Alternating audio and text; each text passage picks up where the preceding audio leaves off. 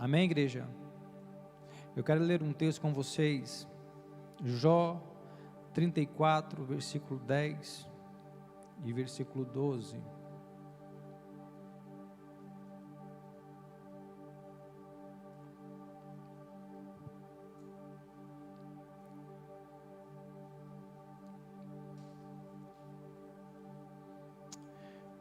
Jó 34, verso 10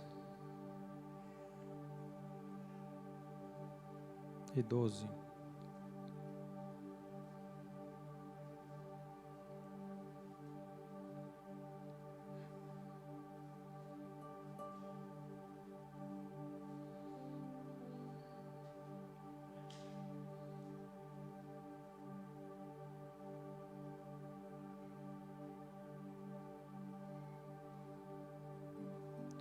Jó 34, 10, 12, quem encontrou diga amém, quem não encontrou diga misericórdia. Olha, tem um misericórdia aí, tem mais misericórdia, eu estou escutando só o barulhinho das folhinhas passando, né? Pode falar misericórdia aí que eu te espero, meu irmão.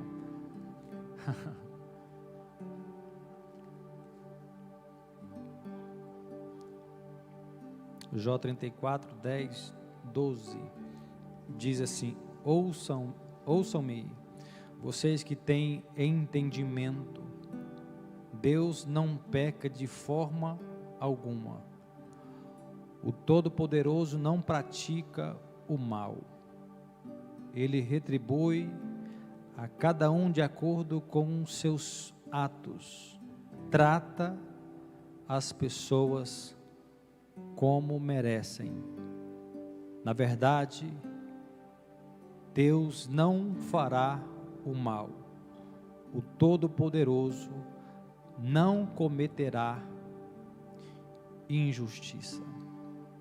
Vamos orar. Pai, fale conosco nesta noite, abra o nosso coração, o nosso entendimento, que não seja simplesmente mais uma ministração no domingo de um pastor, mas que seja a sua voz, o teu Espírito Santo falando conosco. Alinha o nosso coração com o teu coração nesses dias, ó Pai, que possamos compreender o teu desejo, o teu anseio, a tua vontade para esse tempo, para este cenário. Eu quero neutralizar, mediante a tua palavra, mediante a autoridade do teu Espírito, tudo aquilo que não provém de ti. Eu quero cancelar toda distração, toda preocupação, toda expectativa que não esteja firmada em ti, mas que o teu Espírito Santo nos revele a tua vontade para esta noite. Amém. Irmãos, quinta-feira nós falamos um pouco sobre isto, e eu dei alguns exemplos sobre a medida que Deus usa, o olhar de Deus, a intenção de Deus, os critérios que Deus usa para determinadas pessoas, situações, e nós precisamos compreender a essência de Deus, em primeiro lugar. Hoje, basicamente, essa mensagem, ela é pautada hoje que Deus retribui a cada um segundo os seus atos, ou segundo as suas ações. Você vai ver isto também lá em Apocalipse, num fechamento de contas, onde Deus vai recompensar a cada um de acordo com os seus feitos.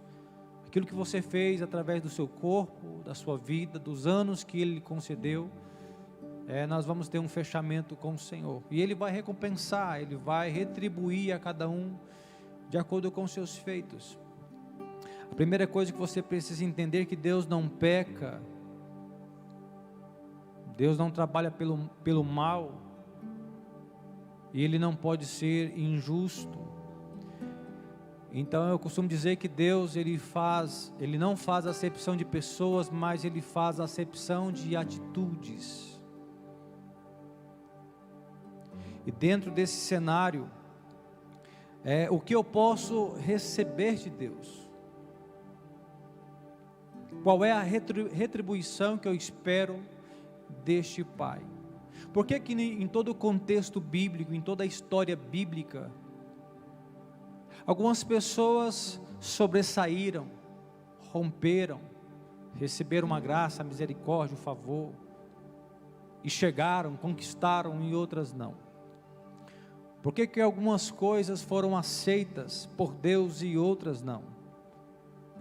Na verdade, irmãos, eu como pastor nesses anos, sempre que eu leio a palavra de Deus, o cenário sempre é muito simplificado. Sempre vai haver uma situação, ou um problema, pessoas envolvidas, obviamente, e aqueles que sobressaem, aqueles que se destacam, aqueles que têm um louvor da parte do Senhor, e outros não. Uns acessam, outros não. Será por quê? Nós precisamos compreender a justiça de Deus, o coração de Deus. É muito comum nesses dias as pessoas trilharem um caminho distante de Deus, longe da sua vontade. Não buscam conhecer nem propriamente a oração que ele faz, que é a oração do Pai Nosso, pedindo uma vontade que ele não cumpre, que ele não entende. Mas quando algo dá errado na vida dele, ele responsabiliza Deus, dizendo: por que o Senhor permitiu? Por que isso acontece? Como se Deus fosse injusto. Como se Deus não estivesse assistindo a sua vida, o seu coração, a sua trajetória. É comum isso ou não, irmãos? Pessoas colocarem Deus na parede e pressionando, dizendo: por que o Senhor permitiu? Por que isso acontece? Por que Ele não me ajuda? Por que Ele não me deu? Nós precisamos entender esse cenário. Por exemplo, a oferta de Abel, ela foi aceita, sim ou não? A de Caim foi rejeitada. Abel representa aquele que extraiu o melhor para ser oferecido a Deus. E Caim representa aquele que oferta e oferece de qualquer jeito. Como se pelo cumprimento, ou seja, eu tenho que fazer, eu faço. É muito comum você ver isso na igreja, é muito comum você ver isso no seu trabalho, em uma empresa, pessoas que fazem com excelência, que se esforçam, que se dedicam, pessoas que vão além daquilo que foi pedido, para fazer o seu melhor, e Ele dá o seu melhor, e pessoas que fazem de qualquer jeito, por uma pequena recompensa no final do mês, ou por uma pequena recompensa no mundo espiritual. Quando você olha para a oferta de ambos, e a aceitação de Deus pela de Abel, e quando Deus vai falar com Caim, ele diz: olha, se você não fizer o que é certo, ou seja, se você fizer o que é certo, é claro que vai ser aceito, porque Deus não pode ser injusto, Ele não pode fazer uma acepção, mas Ele está dizendo para Caim: se você fizer o que é certo, proceder da maneira correta, a recompensa também será a mesma, a oferta também será aceita. E por incrível que pareça, mesmo Deus falando isto acerca da oferta, na sequência da história, você já sabe, nós ensinamos isso na escolinha das crianças, mesmo Deus dando a primeira advertência, o primeiro alerta para Caim, o que ele faz na sequência da sua vida? Ele mata seu irmão. Sim ou não, irmãos? Foi falta de Deus falar? Ele não poderia ser alinhado nesse exato momento, dizendo: não, se Deus reprovou minha oferta, eu faço diferente na próxima, eu me arrependo, vou reconfigurar, vou me alinhar, me ajustar e vou fazer diferente. Não, ele faz pior. Tem gente que só piora a situação pela dureza do coração, por aquilo que carrega dentro de si. Tem pessoas que têm algumas consequências porque rejeitam primeiramente a voz do Senhor, a sua diretiva, o seu conselho. E você olha, a pessoa vive em um cenário de caos, não consegue sair desse cenário de caos. E algumas pessoas até oram, tentam ajudar, mas tem a ver com a dureza do coração. Então eu quero te dizer nessa introdução da mensagem: se você fizer o que é certo, se você se dispor a fazer o que é de melhor para o Senhor, com certeza será aceito. A minha pergunta nesse momento é: a sua disposição para Deus é sempre fazer o melhor? Você sabe, irmãos, que Deus tem uma logística? Se você não percebeu, é claro que Ele quer ver o seu esforço concernente ao seu trabalho, a sua vida pessoal, aquilo que você decidiu fazer na vida. Ele respeita e Ele te ajuda, mas se a porção oferecida para Ele é pior, é abaixo, ou seja, uma pessoa, cadê os irmãos que estão na faculdade? Tem alguém que está fazendo faculdade aqui? Tem que estudar pra caramba, irmãos, sim ou não? Tem alguns que trabalham, saem do serviço, mal dá para tomar um banho, entra na faculdade, e sai da faculdade, tem que ficar às vezes até um pouco mais tarde, revisando, estudando, vai para o serviço no outro dia com o olho vermelho, que mal deu conta de dormir, mas ele se entrega, ele se dedica àquilo, porque ele tem um alvo, ele tem um objetivo, e Deus vai cooperar com esse projeto, Ele vai abençoar você, ou seja, a mesma forma de alguém que decidiu ser empresário, ele se entrega àquilo, ele se dedica àquilo, ele acredita naquilo. Está errado? Não, Deus vai cooperar, e o anseio de Deus é que você cresça, seja bem abençoado, bem-aventurado. A questão é quando eu me dedico tanto a isso e desprezo Ele. A porção para Ele é desprezada. Irmão, deixa eu te dizer uma coisa. Tem gente que diz assim: pastor, está tão corrido que eu quase não estou tendo tempo para cultuar. Não é o problema, irmãos. Pastor, está tão corrido que eu não estou tendo tempo para ler, para examinar a palavra. Está tão corrido que eu não estou tendo tempo para orar. Irmãos, eu posso estar com a minha boca fechada e orando em espírito, falando com Ele. Eu posso talvez no meu serviço não estar lendo a palavra, mas eu consigo meditar na palavra pelo meu espírito. Eu medito nela dia e noite. Estão comigo? Talvez não deu para cultuar no domingo, mas a minha oferta ela é diária ao Senhor. Eu ofereço o meu corpo como um sacrifício vivo, santo e agradável.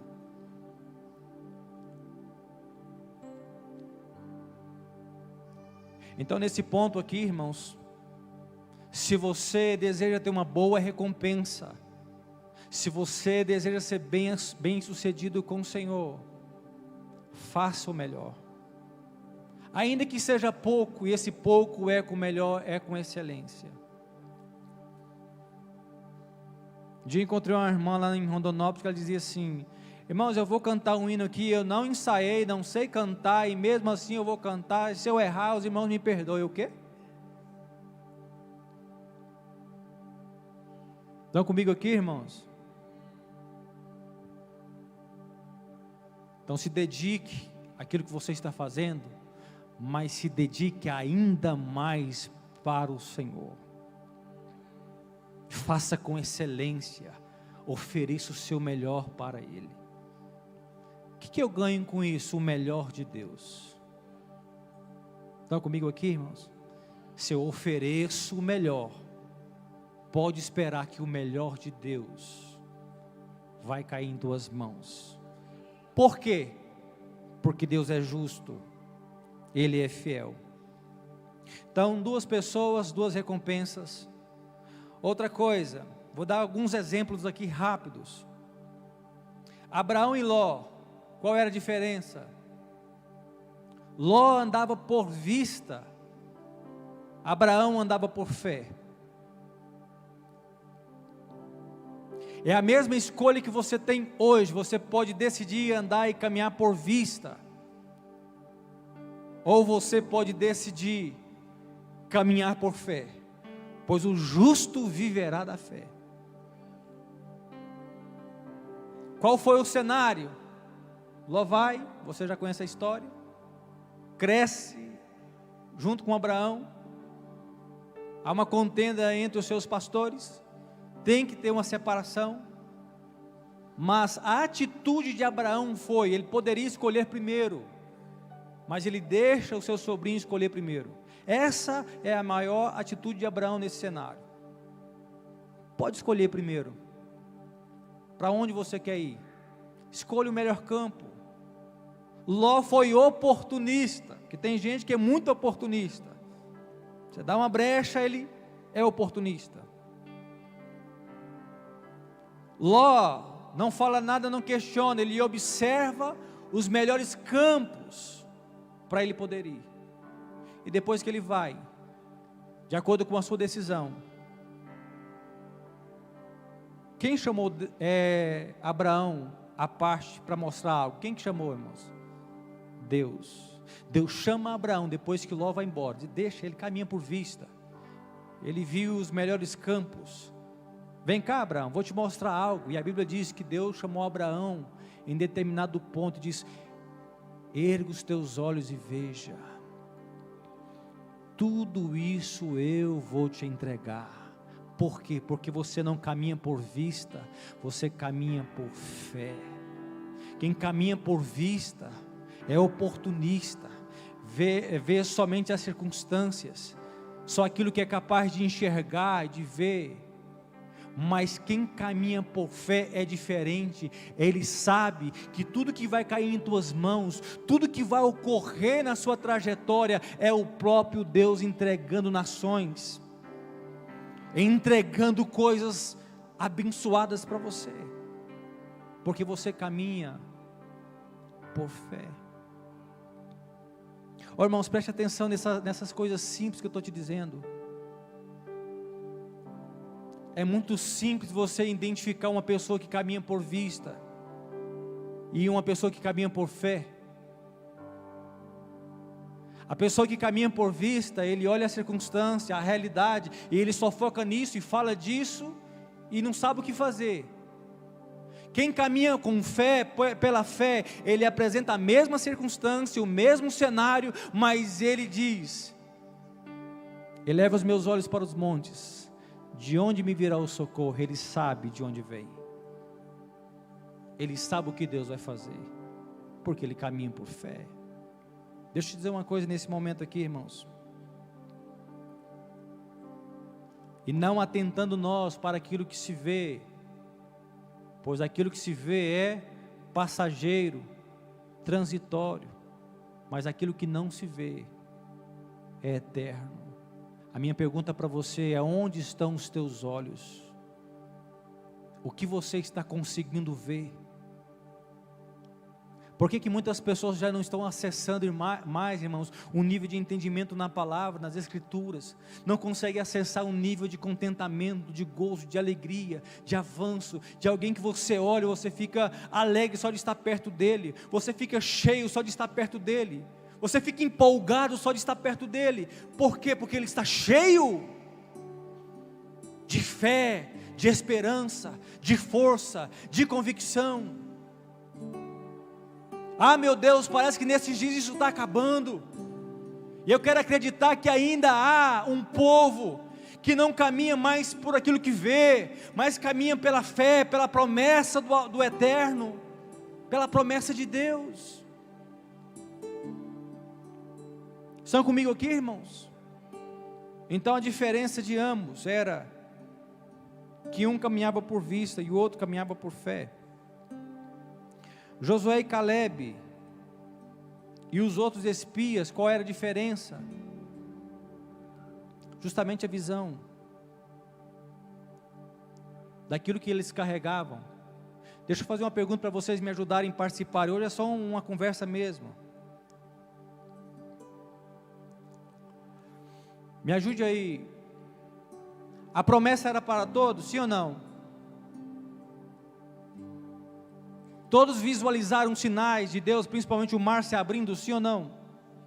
Os espias que foram, viram a mesma terra, sim ou não?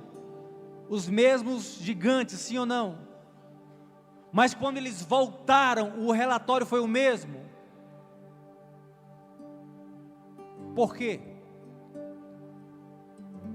Porque aqueles que trouxeram um relatório dizendo: olha, nós somos como gafanhotos diante deles, eles vão nos esmagar. Vista. Josué e Caleb disseram: não, como o pão nós podemos esmagar eles, porque nós caminhamos debaixo de uma promessa. Aleluia. Enquanto todo Israel estava com medo do gigante, apavorado, Saul apavorado, todo mundo via um gigante. O Davizinho chegou lá, olhou para ele e disse: quem é esse incircunciso que afronta o Deus que eu sirvo, o Deus vivo? Quem é este cara?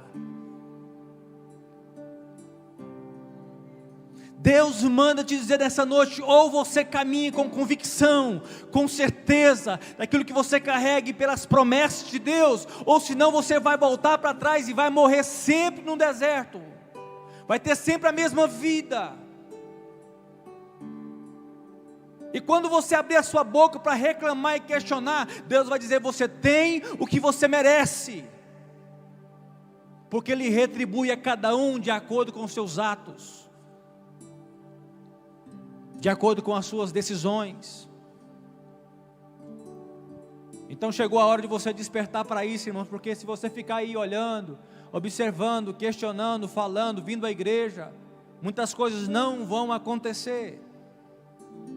Há uma diferença em viver no propósito de Deus e ficar numa expectativa de receber sempre migalhas, sempre um campo ilusório. Tem coisas que são necessárias a acontecerem, sim. Eu contei para alguém na mesa essa semana.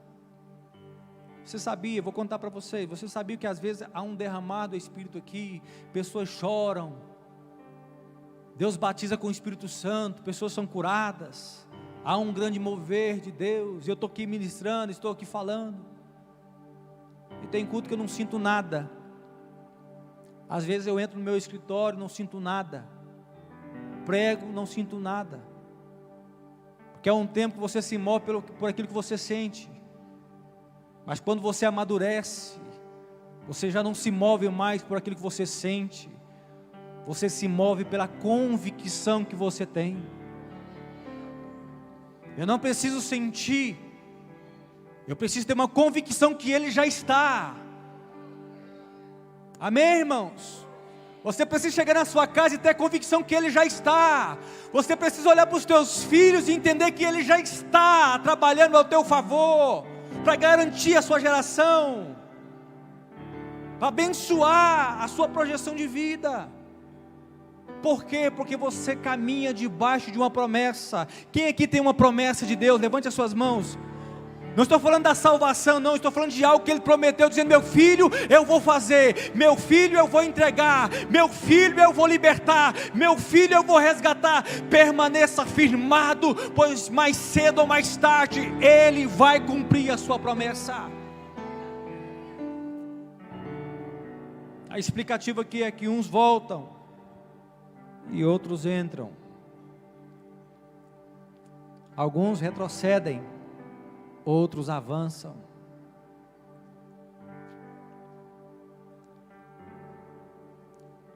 Por isso que a Bíblia diz assim: nós não somos daqueles que retrocedem, mas nós somos daqueles que avançam, pois nos movemos pela fé e pela convicção que temos no Senhor.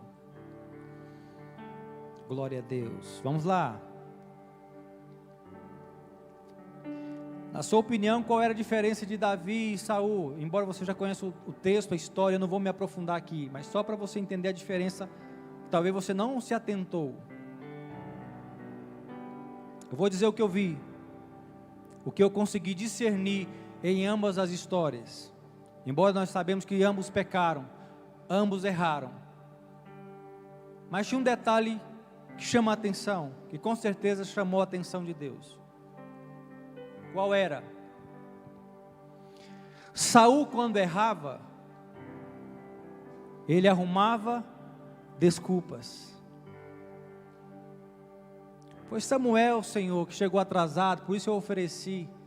O cara marcou um horário, demorou, e ele estava demorando, então o povo estava clamando, E eu não resisti, fui lá e ofereci algo que era o profeta, o sacerdote, Samuel, que deveria oferecer. Mas eu fui lá e fiz. Mas foi o profeta que chegou atrasado. Depois Deus manda ele matar com todo mundo, arrebentar com tudo, não trazer nada. E quando Deus vai fazer um fechamento de contas com ele de novo, ele diz: não, foi o seu povo. As pessoas queriam um pouco do rebanho. Ele sempre arrumava um escape, ele sempre arrumava uma boa argumentação. Davi não, irmãos. Davi já batia no peito logo, dizia: eu pequei. Quando ele realizou o censo lá, Deus deu 3 alternativas: quer que eu fira o povo? Quer viver fugindo dos teus adversários? Ou eu faço um fechamento com você mesmo, Davi? O que Davi fez? Jogou para cima de si e disse: pode ser comigo, pois eu prefiro cair nas tuas mãos, porque eu sei que tu és misericordioso. Eu pago a conta, eu reconheço que foi eu que falhei. Nós estamos precisando nesses dias de pessoas que não arrumam desculpas, mas pessoas sinceras, honestas, que dizem: eu falhei na minha casa, eu falhei com o ministério, eu errei, eu pequei, ponto. É isso que Deus quer de você, alguém sincero e verdadeiro, alguém que vai parar de ficar arrumando desculpas para tudo. Então a diferença de um para o outro é que um arrumava desculpas, o outro era sincero, o outro assumia. Cadê os homens que estão aqui? Levante as mãos, levante os homens, as mãos. Vai pegar firme para você agora. Parem de arrumar desculpas. O governo está sobre os seus ombros. Você tem a responsabilidade de cobrir a sua família no mundo espiritual. Você tem a responsabilidade de gerar paz, gerar amor, gerar harmonia, gerar discernimento, gerar provisão. Você precisa ser um homem visionário que entende o que Deus está fazendo, está falando, discernindo isso no mundo espiritual. Quando a guerra vem contra a sua casa, você é o primeiro a se levantar dizendo: aqui há um homem de Deus pronto para a guerra, pronto para a batalha, reconhecendo as fraquezas, reconhecendo as falhas, mas eu sei que Deus está comigo.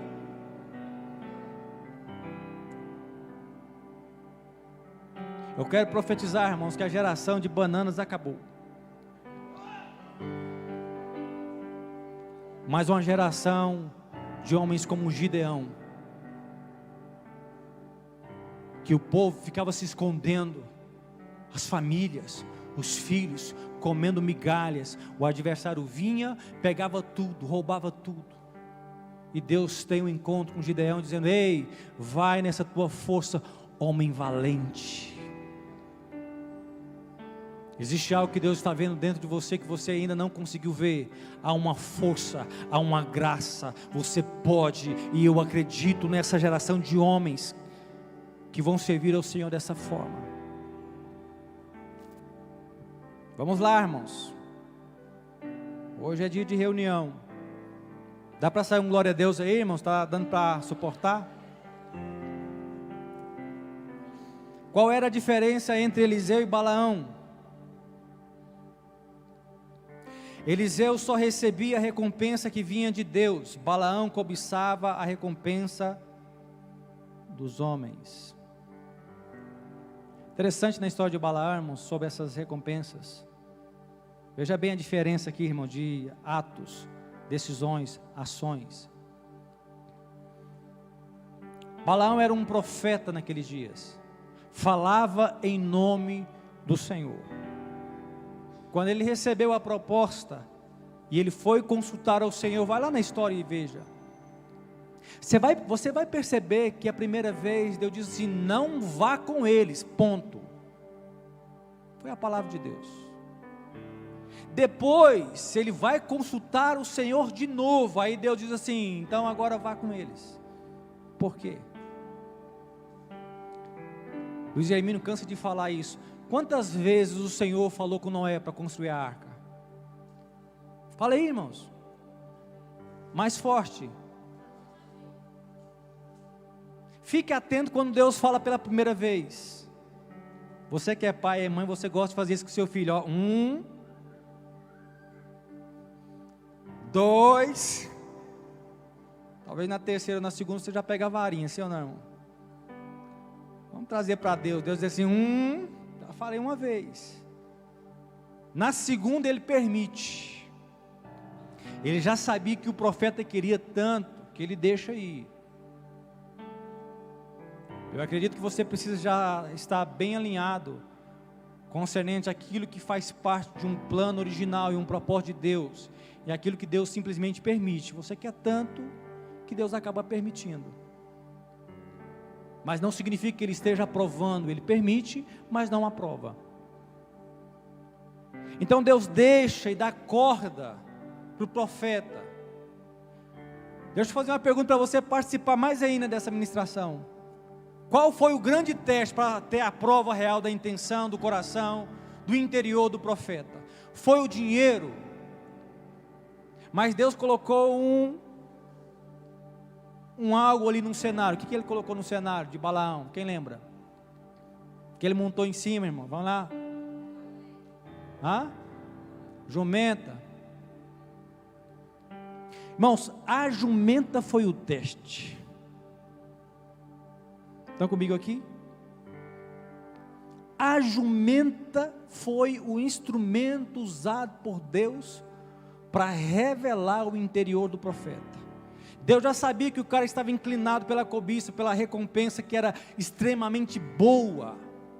E Deus deixa, Deus dá linha, Deus dá corda. Deixa eu te dar uma dica: tem coisas que Deus vai dando linha na pipa, Ele vai dando corda.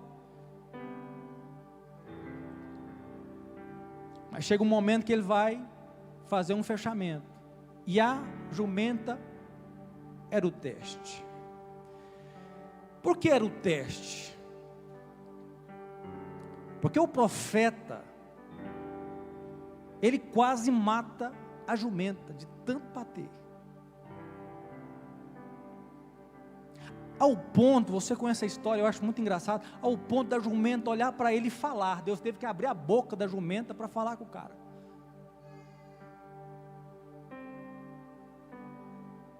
O que eu te fiz para você me espancar e me bater dessa forma? Pasmem, mesmo a jumenta, vai lá e veja com atenção, mesmo a jumenta falando, porque a reação deveria ser: opa, a jumenta falando, pelo amor de Deus.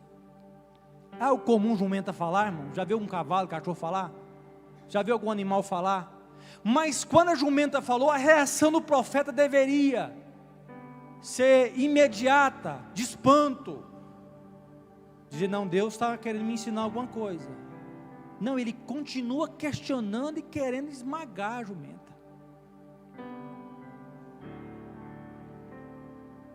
A jumenta estava mais espiritual do que ele, porque ela falou e ela viu o anjo do Senhor. Aleluia. A essência de Deus é igual aquele cego de Jericó. Enquanto uma multidão não estava enxergando, e até os discípulos de Deus não estavam enxergando a grande oportunidade, aquele cego de Jericó, quando Jesus passou, ele disse o quê? Jesus, filho de Davi. Ele teve uma revelação de quem Cristo era. Tende compaixão. O cego estava vendo mais do que os demais. A mula foi o teste para o profeta. Deixa eu te dizer uma coisa: toma muito cuidado com aquilo que Deus coloca na tua frente, pois pode ser o maior teste de Deus para você. Um cara que disse: eu não quero recompensa, ele termina sendo o cara que foi reprovado, pois amou a injustiça do prêmio. Eliseu foi diferente. Quando o profeta passou e disse: olha, você já sabe o que eu fiz contigo, ele foi lá e desfez das coisas que ele tinha. Ele abriu mão do seu trabalho, ele abriu mão dos seus bois, e ele começou a seguir não pelo ouro e não pela prata. E quando chega na reta final, qual era o objetivo de Eliseu? Buscando o quê? Eu não quero ouro, eu não quero a sua fama, mas eu quero a porção dobrada do teu espírito. Aquilo que você carrega é mais importante do que bois, do que terras. Então Eliseu, quando ele recebeu a proposta de Naamã, para receber uma recompensa, ele abriu mão da recompensa. Estão comigo aqui, irmãos? Enquanto um se corrompe pelo prêmio, o outro não se move pela proposta, pelas recompensas do homem. É por isso que aquilo que você faz, a forma que você vive, quando você abençoa alguém, quando você estende as suas mãos, quando você serve na casa, quando você abençoa as pessoas, você não faz para receber recompensa de homens, você faz para receber a recompensa que vem do alto, que vem do Senhor. Aleluia. Tem gente que gosta de uma bajulação, tem gente que gosta de aplausos, tem gente que gosta de tapinhas nas costas, tem gente que fica esperando e se ninguém falar nada ele se entristece. Não, meu querido, faça que o seu coração, o teu espírito seja pautado na recompensa que vem do alto para a sua vida. Deus vai recompensar você por aquilo que você faz, da forma que você vive. Vamos lá, eu estou quase acabando, acho que você está entendendo. A mulher pecadora e o fariseu, isso é importante você entender. Eu quero destacar algo que Jesus falou. Eu gostaria que você lesse esse texto comigo. Lucas capítulo 7, versículo 44 e 48.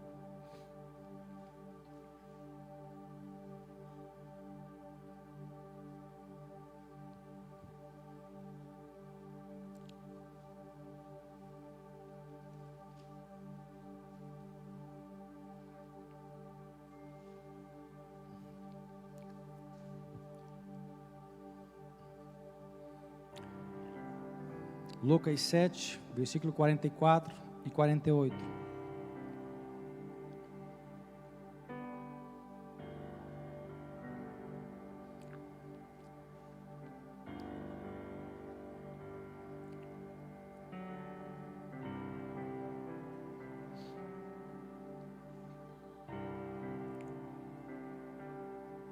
Diz assim: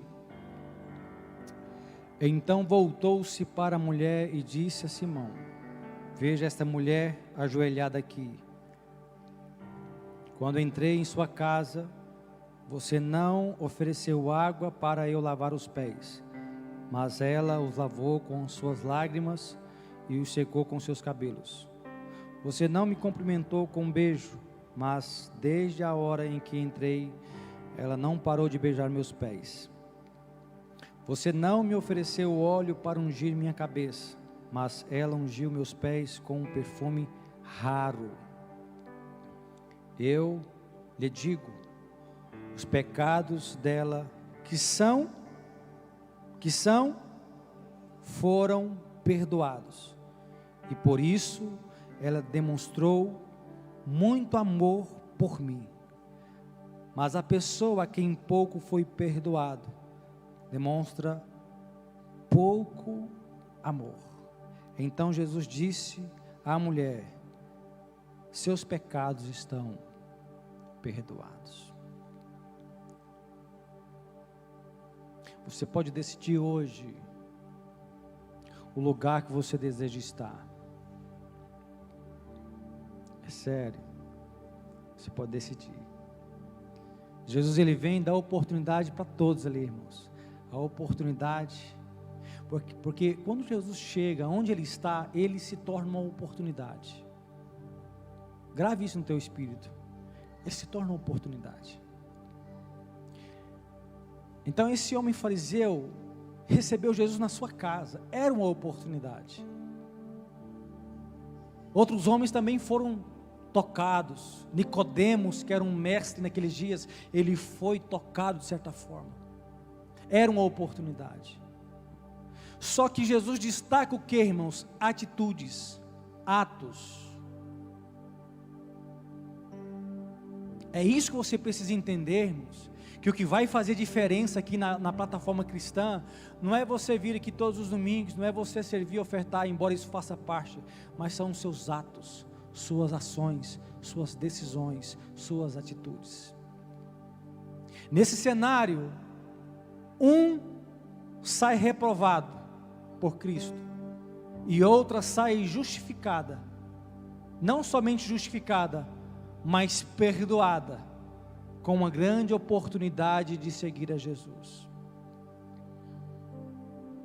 Deixa eu te dizer uma coisa que talvez você não se atentou para isso.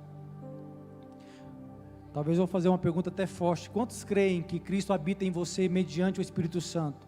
Através do Espírito Santo, Cristo habita em você. Levante a mão. Você acredita nisso? É uma oportunidade. Aonde eu desenvolvo isso? Onde? Em casa, no trabalho, na igreja, com a família, no casamento, com os nossos filhos, com os nossos irmãos. Pois todas as coisas que vão ocorrer, já estão ocorrendo e já ocorreram na sua vida, grave isso. Coisas boas e ruins. A pergunta que você deveria fazer para si próprio: como Cristo resolveria este problema? A pessoa que te machucou, você deveria perguntar: como Cristo resolveria este problema? Como Ele agia? O que Ele faria no meu lugar? Irmãos, igreja tem problema, família tem problema. Quantos amam a sua família? Parece até uma pergunta tola, mas eu quero que você participe. Você ama a sua família? Levanta a sua mão. Mas olha a essência do amor. Amor dói. Amor é sofredor. Você desfruta, você se alegra, mas você ama um filho, você chora por ele. Ele te preocupa. Você ama a sua casa, sua esposa, e às vezes você chora por isso, sente dores por isso. Então amar, principalmente quando você perde alguém, dói. Por que doeu tanto? Porque você ama. Então o meu amor, a minha ação, a minha atitude, a minha compaixão, ela primeiramente precisa partir do ponto de vista de Cristo Jesus. Eu cuido da minha casa como Cristo cuidaria. Eu vivo na igreja como Cristo vivia e vive. As minhas ações, pois a árvore você conhece pelos frutos que ela produz.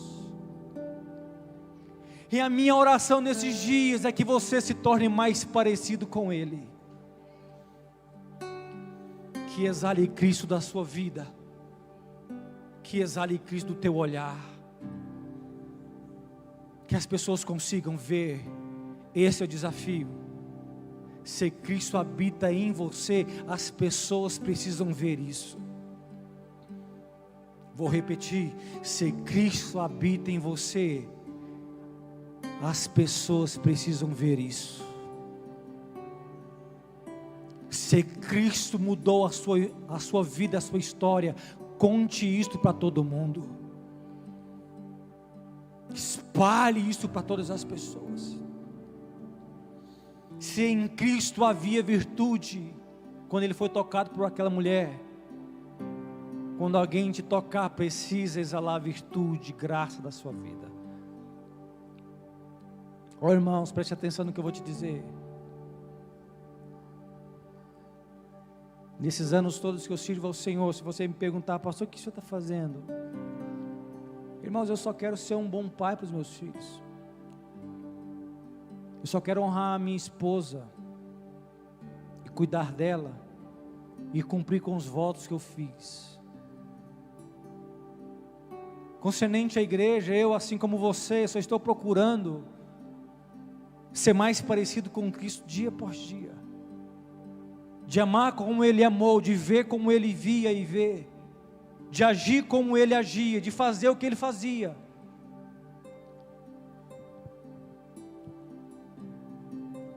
Eu te garanto que se você sair desta noite somente com esta chave, e dizer para você mesmo: a partir de hoje,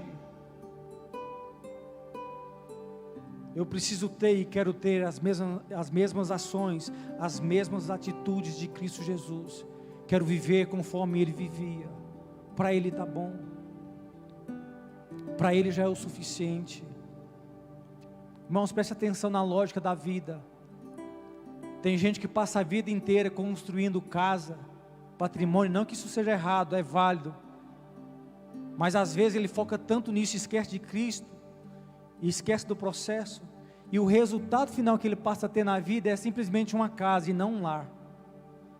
Pois alguém pode ter uma casa grande e não ter um lar. Alguém pode estar banhado de riquezas e mesmo assim ser pobre de espírito, pobre por dentro. Alguém pode ter tudo na vida e mesmo assim ser infeliz, ser vazio, ser frio, ser perdido. Salomão, ele trilha um caminho de construir, de comprar, de procurar o caminho do prazer, daquilo que era prazeroso, e ele fez, e ele chegou num resultado final. Sem ti, quem é que pode se alegrar? Quem é que pode ter contentamento sem a tua presença? O que ele estava dizendo? A minha riqueza, tudo que eu fiz, tudo que eu consegui comprar com o meu dinheiro, os prazeres que eu tive, nada disso tem sentido se o Senhor não estiver comigo na minha vida. Estão comigo aqui, irmãos? Então deixa eu te dizer uma coisa. Essa mulher saiu justificada por aquilo que ela fez. Deixa eu transicionar você, tirar você um pouco dessa visão sistêmica de igreja. Teve um dia que alguém disse para mim: pastor, a igreja é igual um cardápio, você vê qual que é mais bonita, escolhe um e vai.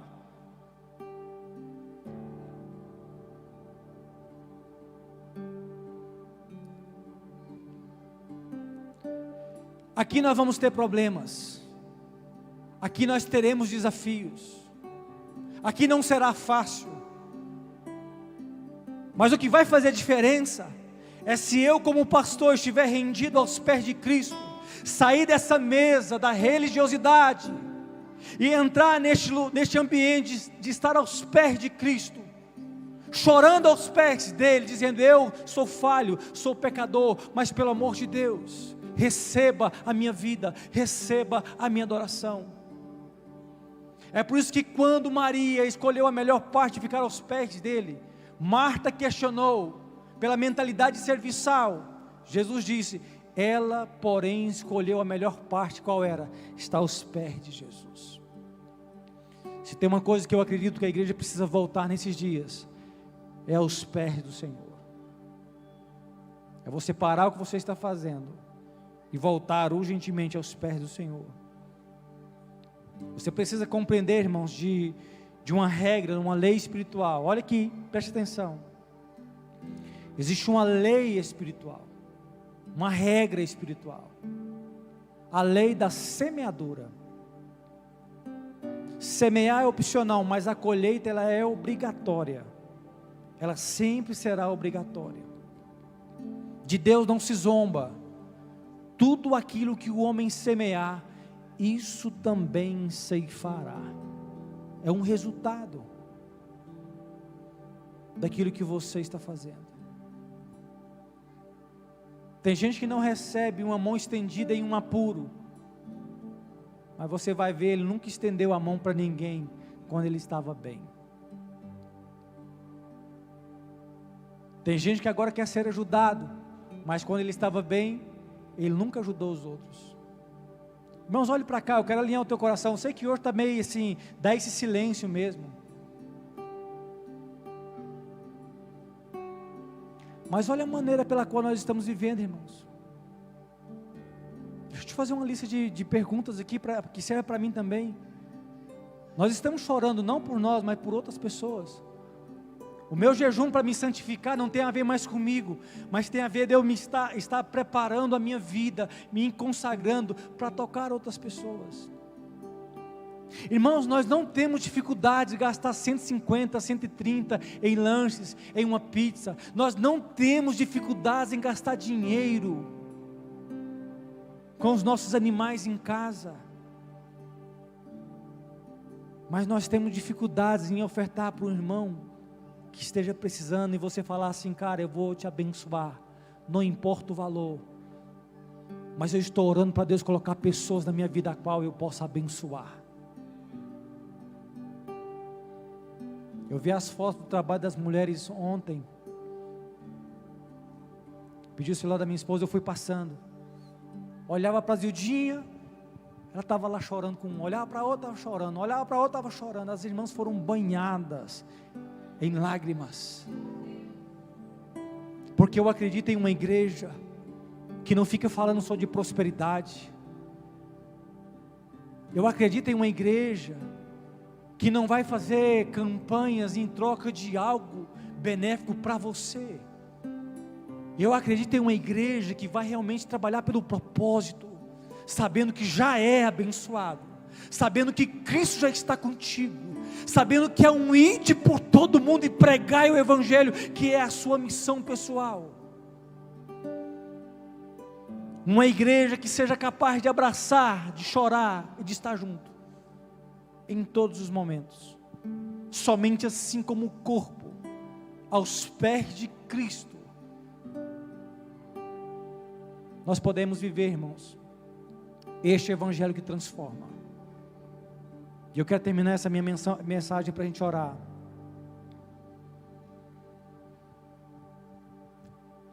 Jesus e o diabo. Irmãos, olhe para mim aqui, deixa eu te falar uma coisa muito séria. Quem foi que tentou Jesus? Vai lá, participa, eu já estou encerrando. Quem foi que tentou Jesus? Mais uma vez. A nossa luta não é contra a carne e o sangue, mas sim contra, de novo, contra quem? Minha pergunta é: como é que você está lutando? Como você se defende? Como você resiste? Que arma você está usando? As armas da nossa milícia não são carnais, e sim espirituais. Jesus, ele afirmou dizendo assim: um ladrão veio para roubar, matar, roubar e destruir. Mas ele complementa dizendo: mas eu vim para que tenhais vida e a tenham em a... Deixa eu dizer uma coisa para a gente encerrar. Se a vontade é boa, se o plano é perfeito, se a garantia dele estar contigo já foi confirmada, se carregamos as maiores promessas, se o Espírito Santo habita em nós, se ele veio para nos dar essa vida, por que você está vivendo tão abaixo desse cenário? Por que você permitiu, irmão? Se você está enfermo, tem alguém que está enfermo aqui? Está com algum tipo de enfermidade? Eu vou orar por você depois do final. Não tenha vergonha não, irmãos. Seja uma dor, seja alguma coisa, mas você: não, eu estou com um probleminha de saúde. A questão não é isso bater na sua porta. A questão é você ter a ciência, a consciência que você já é curado em Cristo Jesus. Ele já te curou. É saber que você ainda continua respirando. É você saber que a promessa é para todos. A bênção prometida é para todos. A presença é para todos. A oportunidade é para todos. O que vai fazer a diferença nesse cenário é a sua decisão, a sua escolha. Não é, irmãos, aqui eu fecho, não é porque Deus escolheu uma panelinha de gente para abençoar e outra pessoa não. A questão que faz a diferença entre uma pessoa e outra é que às vezes uma acredita mais, uma suporta mais, persevera, espera, suporta, espera de novo, suporta de novo, crê de novo, até que Deus se movimente para fazer. Se você quer exemplo de perseverança, Traga pessoas para perto de você que têm história de vida. Quer saber como perseverar? Senta com a pastora Zildinha e bate um papo com ela. Procure saber a trajetória de vida. Sabe por que eu estou aqui hoje abençoando a sua vida? Se eu repetisse tudo aquilo que eu vi, ouvi e passei na plataforma cristã, na plataforma pastoral, hoje eu não estaria aqui abençoando essa quantidade de vidas. Eu só estou aqui porque de tudo aquilo que eu vi, de toda a sujeira, covardia, manipulação, erros dentro de uma igreja, de tudo aquilo que eu vi, senti e passei, fui para Deus. Ele só me deu uma única diretiva que eu permaneço nela até hoje, em 17 anos. Vá e faça diferente. Seja diferente. Viva a verdade. Pregue a verdade. Ame a sua casa. Honre os seus filhos. Honre a sua esposa. Honre o meu nome. Permaneça no deserto firme. Permaneça na esperança. Permaneça adorando. Permaneça pregando. Não importa mais, permaneça. Deus está procurando pessoas que permaneçam.